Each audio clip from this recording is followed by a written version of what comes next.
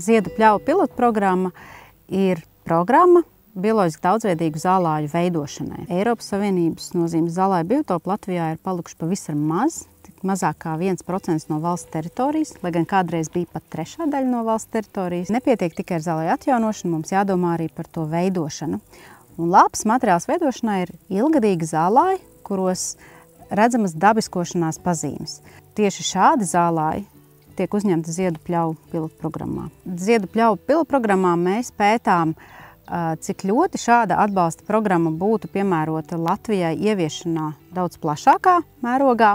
Tādēļ mums programmā ir vairāki uzdevumi noskaidrot, kā tā strādā ganībās un pļavās, kā tā strādā mazākās platībās un lielās platībās, kā arī dažādās vietās Latvijā.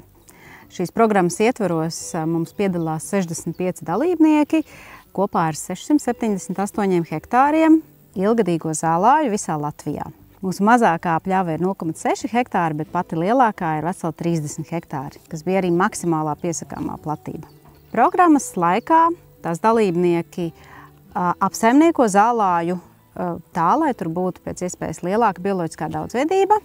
Par to viņi saņem gan konsultācijas, gan finansiālu atbalstu. Pilotprogramma ir uz rezultātu vērsta atbalsta programma, jo lielāka ir biodaudzveidība zālājā, jo lielāku finansējumu saņem pats apsaimniekotājs.